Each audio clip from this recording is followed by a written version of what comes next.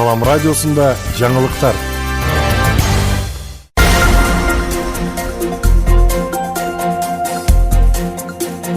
Саламатсыз бардактуу угарман жана көрүүчү, эфирде жаңылыктар чыгарылышы, аны мен Жасмина Сайдиманова тааныштырам.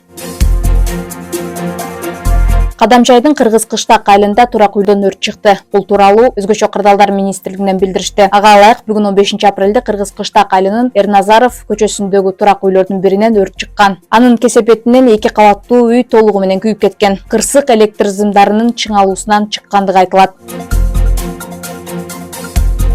Сыдык Айтматов мектебинин жаңы имараты 70% бүткөрүлдү. Баткен шаарындагы 500 окуучуга ылайыкташтырылган Сыдык Айтматов мектебинин курулушу 70% бүткөрүлдү. Анын курулушунан бүгүн финансы министринин орун басары Руслан Татиков кабарлады. Аталган мектептин курулушу үчүн мамлекеттик казынадан 146 миллион сом бөлүнгөн. Мектеп бардык талаптарга жооп берип, заманбап типте салынып жатат. Жаңы билим уясы жаңы окуу жылына пайдаланууга берилет. Сыдык Айтматов мектебинде учурда 600дөн ашуун окуучу билим алат.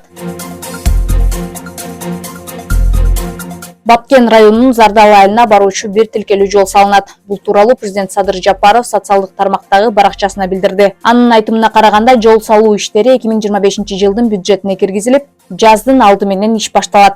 Эки тилке кылууга мүмкүн эмес, кулап кетүү коркунучтары бар. Жол кыймылындагы коопсуздук үчүн бир тилкелүү жолдун ар кайсыл жерине каршы келе жаткан унааны өткөрүп жиберүү үчүн чөнтөкчөлөр жасалат. Зардалга жол мамлекеттин коопсуздугу үчүн зарыл деп жазды мамлекет башчысы. Баткенде дзюдо боюнча облус биринчилиги өттү. Баткен районунун Самаркандек айылында 8 жаштан 17 жашка чейинкилер арасында дзюдо боюнча облус биринчилиги өттү. Бул тууралуу райондук бийликтин басма сөз катчысы билдирди. Маалыматка караганда, бул мелдеш президенттин инсандын руханий адеп ахлакын өнүгүүсү жана диний тарбиясы жөнүндө жарлыгын ишке ашыруу максатында Баткен районунун 90 жылдыгына карата уюштурулган. Ага Кызыл Кыя, Баткен шаарларынан жана Баткен Лейлек районунун аймагынан келген 300дөн ашуун күрөшчү катышты. Белгилей кетсек, буга чейин дзюдо боюнча турнир Баткен облусунун аймагында биринчи жолу Баткен районунун Самаркандек айылында өткөрүлгөн. Бул айылда жаштар дзюдо боюнча машыгат. Баткенде облустун каржы экономикасы талкууланган конференция өттү.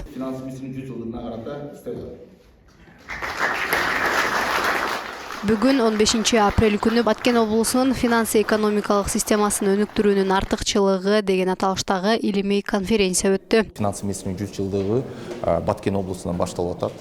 Ар бир облусунда өтөт. Дем берүүчү гранттарда финансы министринен бөлүнөт. 2020 жылдары 39,6 миллион сом бөлүнсө, азыр 2024 жылга 107,1 миллион сом каралган. Же болбосо 3 эсе көбөйдү. Ошондуктан биз ушу Баткен облусуна өзгөчө маани берип туруп, ошо каржылаганында көзөмөлгө алып жүрөбүз. Конференцияда облустун каржы экономикалык тармагын өнүктүрүүнүн артыкчылыктуу багыттары, анын ичинде учурдагы көйгөйлөр, келечек жана өсүм мүмкүнчүлүктөрү талкууга алынды. Баткен облусунун өнүгүүсүнө республикалык бюджет эсебинен жыл сайын 500 миллион сом акча каражаты бөлүнүп берилүүдө.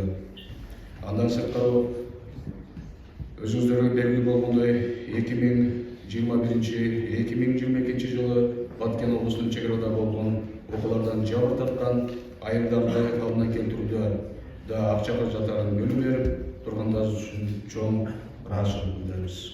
Иш-чаранын катышуучулары Баткен облусунун финансы системасын өнүктүрүү перспективаларын талкуулап, каржылык экономикалык саясаттын көйгөйлөрүнө көңүл буруп, бюджеттин киреше бөлүгүн эффективдүү өстүрүүнүн механизмдерин сунушташты. Күндүн маанилүү чыгарылыштары мына ушулар болду. Кийинки эфирден амандашканча саламыңыз түз болсун.